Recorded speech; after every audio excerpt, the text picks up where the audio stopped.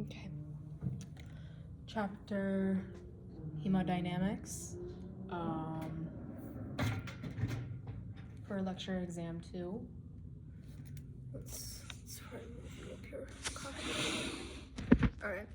So, hemodynamics, the means by which blood flow is altered and distributed by which BP is regulated. There are 5 main vessels. There's the arteries, which carry blood out to the body, arterioles, which are the second biggest arteries. There's capillaries, which are the smallest, and they are the site of exchange for usually gases or anything like that. Then capillaries go and flow into venules, which are they're the creation of 2 capillaries combining. That's going to be your venule. And then venules turn into veins, which then return blood to the heart, right? Important side note, anastosomes, I forgot how you call them, but their anastosomes are the union of 2 arteries that supply blood to the same area, and they can be used as collateral. So if you get a blockage in, say, your right femoral, or like your right femoral vein, right? There's usually a cutoff area where there's a bridge that's called the anatosome, and that's going to bring it to another vein so you don't have complete blood loss while the clot is being taken care of in the vein. So basically, it's just a union of 2 arteries that form a bridge so blood just doesn't stop flowing anywhere, right? That's basically it. Remember, arteries are muscular. They have more muscle than veins. They have a higher compliance, so they can stretch more without tearing, and they can also vasoconstrict and vasodilate, which we'll get into later. All right, elastic arteries. This would be your aorta. It is a pressure reserve. It has a lot more elastic fibers in it. That's what makes it an elastic artery. So they act as pressure reserves because they're able to stretch more and then recoil. That's like the big thing. They can recoil, right?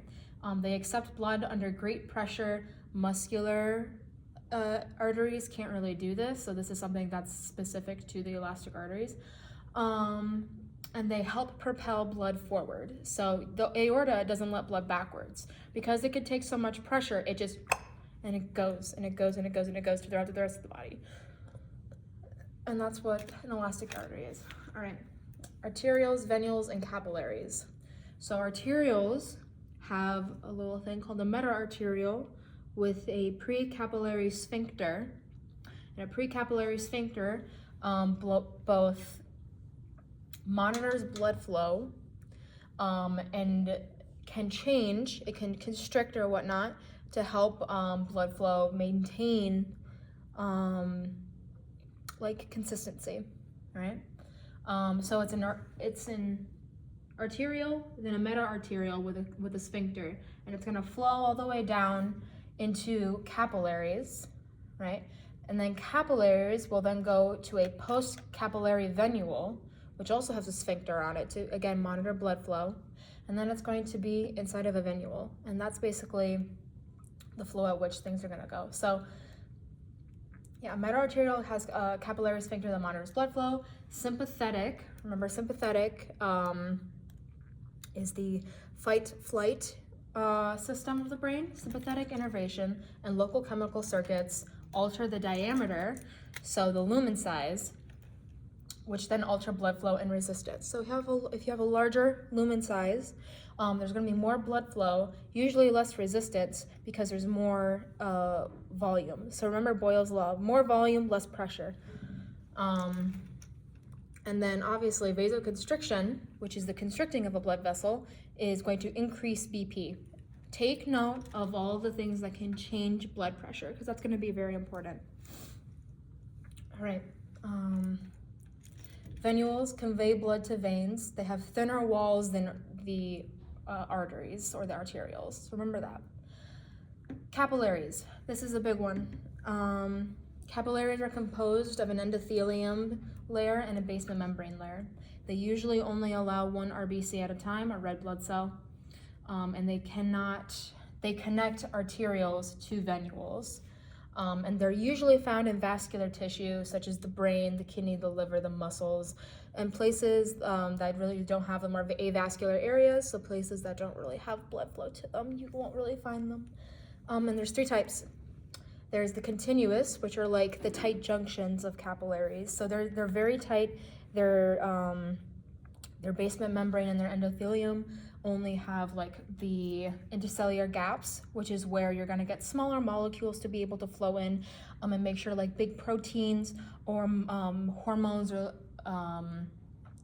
lipid insoluble things won't be able to get through there, because and usually you find continuous capillaries in the CNS and the lungs, again because you don't want things just going willy-nilly throughout those systems.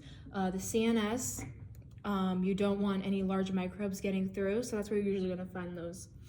And they're very closed with very few gaps. That's why they're continuous, because they just keep going and going and going and going, right? Nothing's stopping them, right?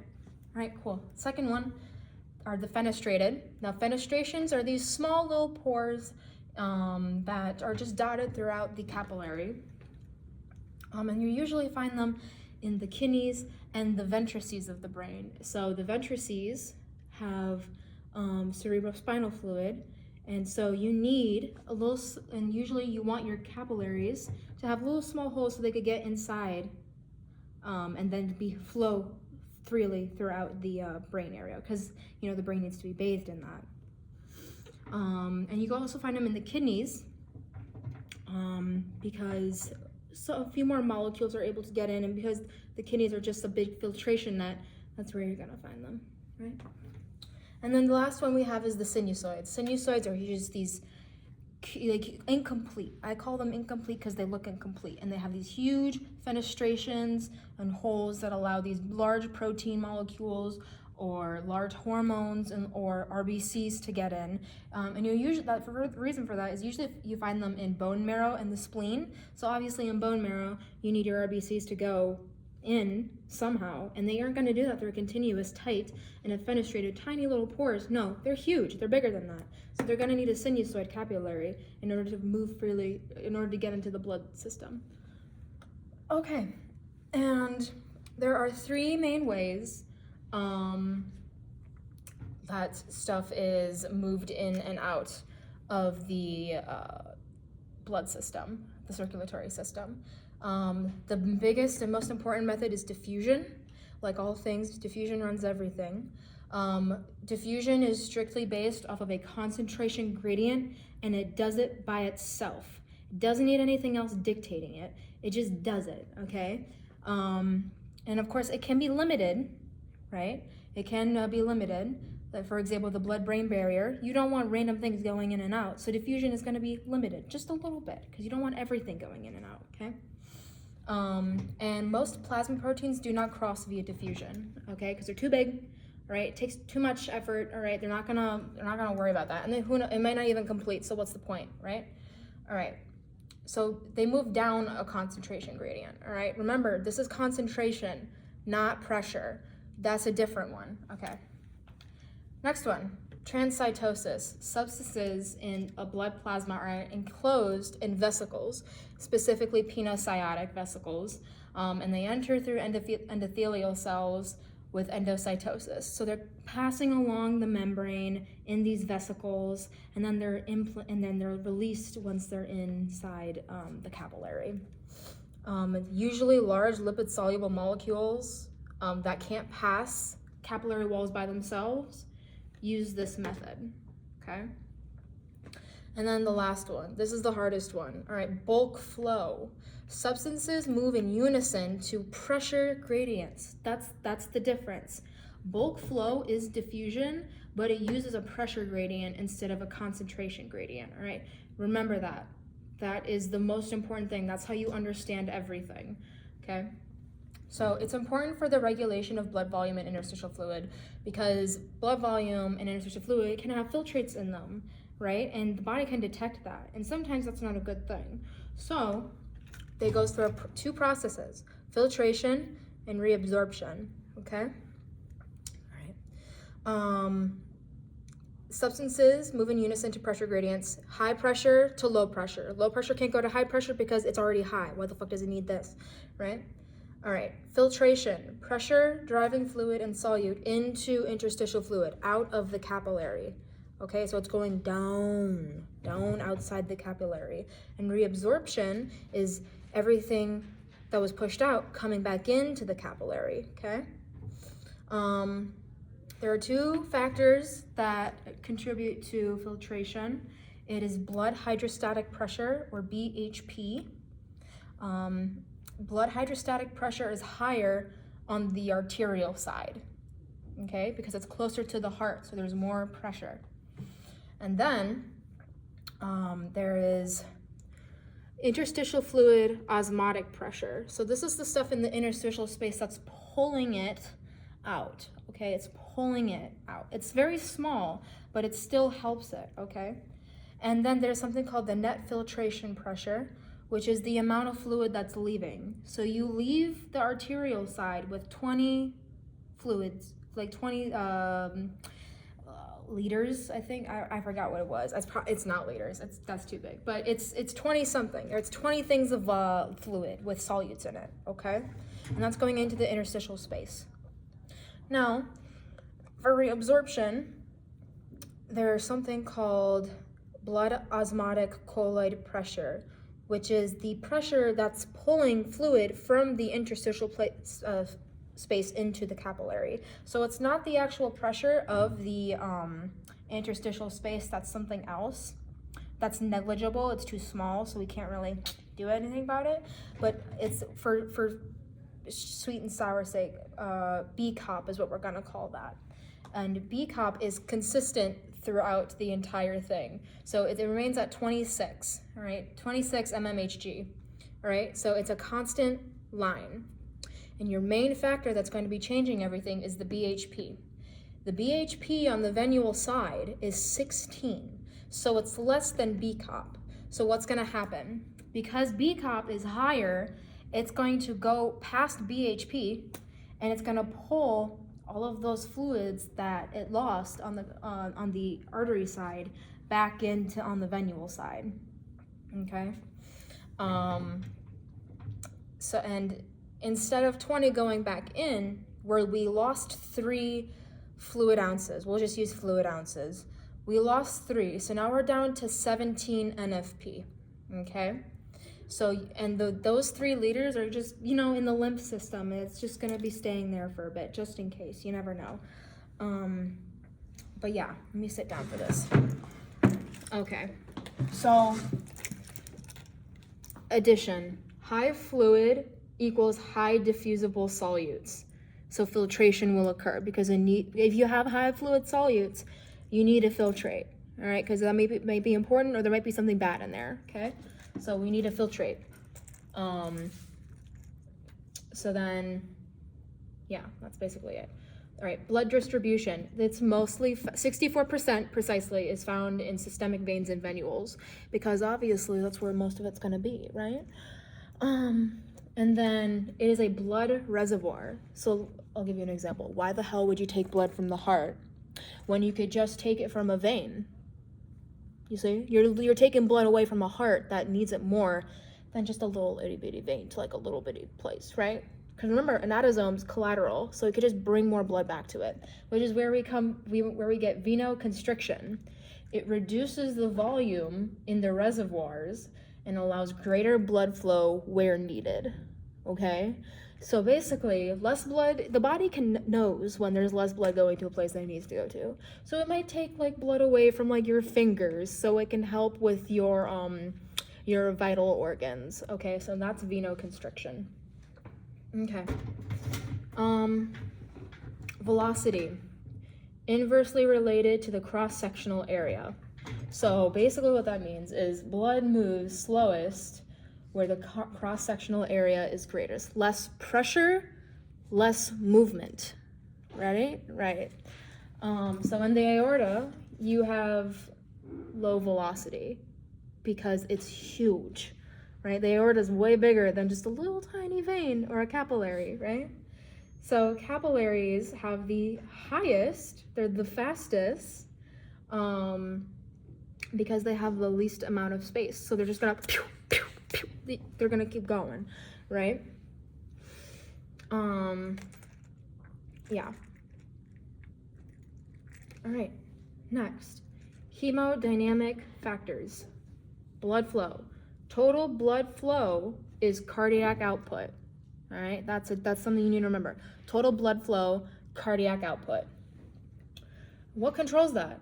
Pressure differences, flows from the high to low pressure, resistance. High resistance equals low blood volume, venous return, and the velocity of blood flow. All right, those are your factors, okay? And we'll get into more of that. All right. So we're gonna take a little bit of a break from that, and we're gonna go ahead and we're gonna go up here to hormonal regulation of BP. And there's two systems that you have to remember. You have things that affect BP with blood pressure and blood flow by altering cardiac output, which changes the systemic resistance. And those two hormones are going to be epinephrine and norepinephrine, okay? So epinephrine and norepinephrine increase cardiac output. What does that mean? They increase blood flow, all right? That's what that means, okay? Epinephrine, and so let's do this first. Norepinephrine increases vasodilation, all right? So norepinephrine is the shit that increases the that increases the volume, not the volume, the diameter. And then epinephrine doesn't constrict. It decreases vasodilation. So if norepinephrine is just increasing the lumen, epinephrine is just bringing it back to normal, okay? Does that make sense? It's just bringing it back to normal. It doesn't constrict it, it's just bringing back to its original state. All right, and then or a system that adjusts total blood volume. So that's the RAA complex, or the renin-angiotensin-aldosterone complex, okay? So we're breaking this down real quick, okay? So renin responds to a drop in blood volume, and renin is secreted by the kidneys. The kidneys play a big fucking role in this, okay? So pay attention. Renin is secreted by the kidneys when blood volume is low, all right? And then it sends signals to the lungs and the liver that, hey, we need to activate this thing called angiotensin. So angiotensin 2 is then secreted. And angiotensin 2 is a vasoconstrictor. And it increases TPR. All right, I forgot what TPR was, but it's probably like or it's TPR. It's something. TPR. You could look it up after, but it's TPR. It increases TPR, which then increases blood volume. And here's a big thing. An increase in blood volume equals increase in blood pressure, because there's more shit, more blood, more pressure. That's a big thing. You have more blood volume, you have more pressure. All right, angiotensin 2 will increase BV, but angiotensin 2 also increases aldosterone. Aldosterone, what does aldosterone do? It increases blood volume by taking in fluids and sodium. So you have less sodium and water going out of your body. So what does that do? That increases blood volume, henceforth increases BP, all right? And then you have a bit of this isn't a part of the RAA complex, but it is important to remember. Antidiuretic secreted by the posterior pituitary gland is secreted, and it increases the blood volume by increasing the water that's not lost in the body, okay? So that increases blood volume, which in fourth increases BP. And then the last one you have to remember, atrial natriuretic peptide. It's a very small hormone. That is the black sheep of this board, all right? It actually decreases blood pressure because it increases the fluid and the sodium lost from like peeing, right? Okay, so that's one's different. It decreases BP, okay? Because it decreases blood volume. I'm gonna pound that into your fucking head. BV equals BP. If BV decreases, BP decreases. Okay, apologies. All right. So moving on, right here, blood flow and BP regulation. Input to the cardiovascular system, center, in the medulla oblongata, okay? My favorite. So the cardiovascular center realizes that something's wrong because it's getting these odd signals from something called baroreceptors, and it's also getting things from the higher brain centers, so like the limbic system, the hypothalamus, and the cerebral cortex, because it needs to see like what's up, what's wrong, like are you sad, are you mad, or what's wrong? So there's something going on. So it's going to get stuff from the higher brain centers, baroreceptors, which they monitor BP, which we'll get to in a bit. But baroreceptors monitor BP, so that's all you have to know right now. Proprioceptors, so if you're working out and something happens, so it's gonna get shit, right? And then chemoreceptors, which measure the blood acidity, so your pH of your blood that may be causing something, okay? So what happens after it gets all of these things from these centers right here? It's going to affect. So the parasympathetic nervous system and the vagus nerve are going to decrease heart rate, right? They're decreasing heart rate, right? Which, what does that do? Vasodilation, more blood flow is happening, right? Yeah, so we're gonna move on from that. So I need you to remember what happens when more blood flow happens. Remember from the hemodynamic factors, okay? Less resistance, more blood flow. Inverse, cool. And then the sympathetic nervous system is gonna come in, and remember, sympathetic, fight, flight, scary, gotta run away, all of that. It's going to accelerate the heart, which then increases heart rate and contractibility, right? So you're pumping more because you're going haywire, okay? And then also blood vessels are gonna vasoconstrict. So less movement, less venous return, blood pressure is going up, okay? Blood pressure is going up. All right, cool. Baroreceptors. Oh, and also reminder, PNS and SNS, those two do two different things, okay? So they're not that's not the same response. It's two different things, okay? So if you have a high BP, your PNS is usually gonna activate, and if you have a low one, your SNS is usually gonna activate. All right, just to differentiate. Anyways, baroreceptors. What do baroreceptors do? Monitor BP. Okay, and there's two reflexes that have the bigger baroreceptors. You have your carotid sinus reflex, which has baroreceptors in the carotid bifracture, which is just where your carotid, the carotid sinus of like the heart branches off. So that's where your baroreceptor is going to be. And those retain information. They send information to the blood pressure in the brain. All right, so this is going to control brain blood pressure, okay? And it's also going to relay information.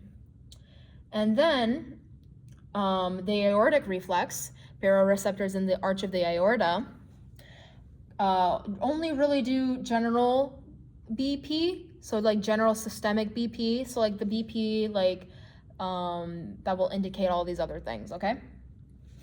It's initiated by baroreceptors attached to the aortic arch. Cool. And that's basically what that is. 21.14, you can look at the note slides and you'll see 21.14, the picture of it. This is just the word of it. It's important to remember that because baroreceptors send impulses to the cardiovascular system indicating whether everything's good, if there's less impulses from baroreceptors, that means there's less blood pressure, okay? So less impulses equals low blood pressure, and this is basically what's happening when there's low blood pressure, okay? So your receptors, your baroreceptors, because there's less stretch, less impulses, less BP. So it's recepting that, and then it's going to send everything to the control centers, so the brain and the adrenals, okay? This, specifically the medulla, the medulla adrenals, okay? So what's gonna happen? Because you have low blood pressure, it's going to what? Increase SNS, sympathetic nervous system action. So then you can get an increase in heart rate. It's going to decrease parasympathetic because you don't need to decrease your heart rate because you're already low blood pressure, okay? And then it's also going to increase epinephrine and norepinephrine to control vasodilation, okay? Because as we remember from here, if you have a higher resistance, you have low blood flow, and vasodilation decreases resistance. So you're gonna have more blood flow, so that's gonna bring up your blood pressure, okay? Effectors, what is it affecting? The heart and the vessels. Your heart rate is increasing, vasoconstriction is decreasing, all right? So what's gonna happen? You're gonna have a higher BP, all right? Vasoconstriction is also known as SVR, or systemic vascular resistance. So your SVR is going to decrease when you have low blood pressure and all of these things are happening, because increased resistance equals less blood flow. That means less BP. All right. I'm going to keep making things like this, like this equals this equals this, because that's basically what this thing is. It's all just one process after another, after another, after another. Okay, that's important to remember. This caused this, all right? And they're all kind of equal to each other. So that's why I keep making these like big step, because that's what it is. They're just one step after another, after another, after another, and it'll eventually be the return to blood pressure, okay? Cool. So I think that's good. All right. Okay, chemoreceptors. As we know, chemoreceptors help in controlling blood acidity. They report back to the cardiac center. So that's what they do. So the receptors are also found in the aorta and the carotid sinus. So along with baroreceptor, that's also where you're going to find your chemoreceptors. They sense changes in the blood gas and hydrogen levels, which are the acidity levels, because more hydrogen you have, the more acidic you are, okay? So that's what they control. They communicate to the cardiovascular center and to adjust it's called MAP or MAP. So go look in your notes for that, because I forgot about it. But it's basically like, fix your chemicals, right? That's basically what it's saying. Fix your fucking chemicals, all right? And then it also these chemoreceptors also communicate to the respiratory system to adjust breathing rates, okay? Because if you're, something's wrong, okay? Something is wrong, because you're breathing too fast now, so nothing's really going in and out properly, all right? Oh, Jesus, okay. And that's basically what chemoreceptors are, right? So it's important to just remember that chemoreceptors maintain and like report to the cardiovascular system on all the chemical shit going on in your body. Obviously in the name, chemoreceptors. Okay, vascular resistance. We keep talking about this. So what the fuck is it? So it's opposite to blood flow. It's inverse, all right? You have more resistance, less blood flow. More blood flow, less resistance, okay? It's the way blood just scraping on by the capillary wall, okay? So if you're vasoconstricting, you have more resistance because there's less area for the blood to just go. Like, it's not spread out, okay? And it's determined by 3 things. One of them I just said, the lumen size, which is just the hole in which the blood's flowing through. All right, so the lumen size, the length it needs to go, and how viscous the blood is. If you have thicker blood, more resistance, it's slower, okay? So what's that gonna do? You have thicker blood, it has to go a long way, and you're vasoconstricting holy fuck, you're not even getting blood anywhere. Like, you're gonna decrease, well, you're gonna increase in resistance, decrease in blood flow. What does decrease in blood flow equal? Decrease in blood pressure, all right? Cool. Now, venous return. Venous return is the blood volume going back to the heart, all right? It depends on the pressure difference between the veins and the right ventricle. So if you have more pressure in the right ventricle than in the veins, nothing's going anywhere because it can't backflow, because if you backflow in your heart, you're dead, okay? And then, but if your veins have more pressure than the right ventricle, everything's just gonna dump into the right ventricle and it's just gonna do its whole thing again, okay? It is also maintained by valves in veins, which we will get to in a bit. So veins have valves, arteries don't. You can't get varicose arteries because there's no valves, okay?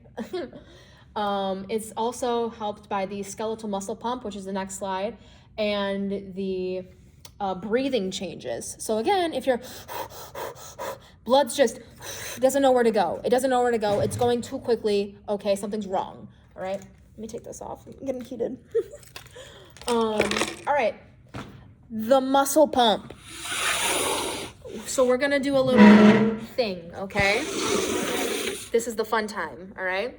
So at rest, I'm just standing like this, okay? Nothing is happening, all right?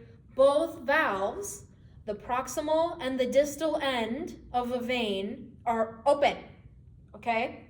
The reason nothing is backflowing is because pressure, there's just a little bit of pressure, just keeping it even, okay?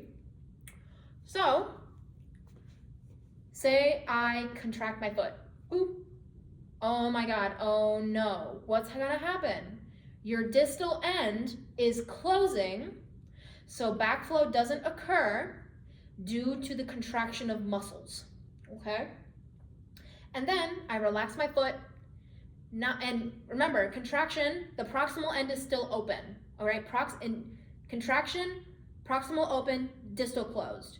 In relaxation, all right, so after the contraction, the proximal end is now closed, so no backflow occurs, and the distal end is open, so it can continue filling up everything. So the relaxation stage of the skeletal muscle pump is not the same when it's at rest, okay? That's a big thing to remember. After contracting and then relaxing, your blood is fucked up, okay? So remember, relaxation is the last phase, and the proximal valve is closed now, and the distal end opens. So it's the complete opposite of the contraction stage, okay? That's important to remember, right? Because people think that the at rest is the same as the relaxation, and it's not. It's not. Don't fuck it up, okay? All right, cool.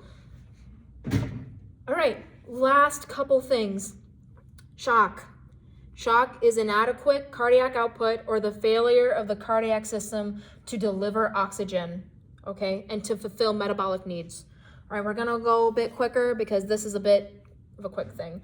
All right, symptoms: cold, clammy skin, tachycardia, your heart just fucking rapid, uneven, shit like that, okay? Hypotension, decreased urinary output and thirst, okay, and sweating, okay? Those are symptoms that you are in shock, okay? There's 4 types of shock that we need to know. Hypovolumetric, which is due to decreased blood volume, so like low blood pressure, okay? So you have decreased blood volume. Then you have cardiogenic, which is due to poor heart function, so your heart's not pumping the way it should be, so you're going into shock because your heart sucks ass, okay? Vascular, vasodilation occurs when it shouldn't. There's more blood flow, you have higher blood pressure, something's wrong. You didn't want higher blood pressure, all right? So something's fucked up with your vessel, so that's vascular. And then obstructive, you broke your femur, it fucking tore a vessel, you're going into shock because there's something wrong with the blood flow. Blood flow's not getting where it's supposed to go, so you're in shock. I would be shocked too, Okay.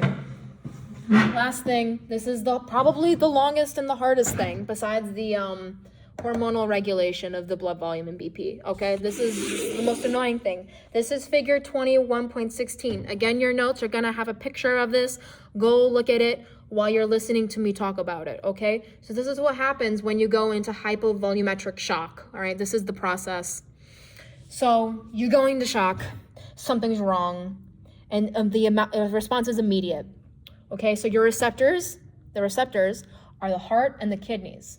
So as we know, renin, angiotensin aldosterone complex is a thing, and the kidneys are gonna start that, okay? So, and why the heart? Baroreceptors in the heart are going to respond to a decrease in blood pressure because you're in shock, right? Less blood flow, less blood pressure, something's wrong. Baroreceptors are going to detect that disruption, send it to the cardiovascular system, okay? And kidneys secrete renin and decrease the rate of impulses, okay?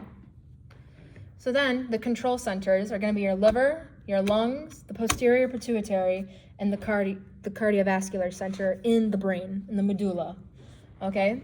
Liver and lungs secrete angiotensin 2 into the blood, which, as we know, angiotensin is a vasoconstrictor, which increases TPR, okay? And then angiotensin also increases aldosterone, which increases blood volume, all right? But we'll get into that real quick. Okay, and the posterior pituitary secretes ADH. What does ADH do? Increases the water that is not lost in the blood, okay? So you're increasing your fluid amount. What's that gonna do? Increase blood pressure, because blood volume equals blood pressure, okay? We're increasing it. All right, the cardiovascular center senses that the baroreceptors have less impulses, and they're gonna be like, oh my God, we gotta start it up. This is sympathetic nervous system stems the hormones from the adrenals. So what do you get? You get aldosterone, all right? You get aldosterone, you get epinephrine, norepinephrine, you get all these chemicals right here, okay? So everything is gonna be started up because you need to help fix your shit real quick because you are dying, okay? All right, cool. And then the effectors. What are the effectors? The adrenal cortex, the kidneys, the vessels, and the heart, all right? Angiotensin 2 affects the adrenals, which then secrete aldosterone. Aldosterone affects the kidneys and the vessels because it decreases the amount of fluid and sodium loss. Posterior pituitary secretes ADH, which affects the kidneys and the vessels. Why? Because it decreases fluid loss. And then the brain increases the heart rate and the contractibility. So there's more of this happening, more blood's just flowing, and it's going in at a quicker rate. What are the responses?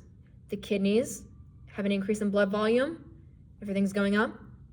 Vessels, vasoconstriction, because you don't want blood vasodilating, okay? And then it just going everywhere, okay? Because that's not good, all right? That's dangerous. Oh, Jesus. So they're gonna decrease they're gonna increase the resistance, okay? And then heart rate and kidneys increase blood pressure, okay? So you have an increase of blood volume, which isn't going anywhere because the resistance is up, okay? Because you are low, like low, you are in shock, okay? Something's wrong. And so that increases resistance. And then the heart and the kidneys are gonna increase blood pressure. And that is hemodynamics, okay? That is hemodynamics. If you have any questions, tell Ariel, okay? Sorry this is so long. This is a lot of content, all right?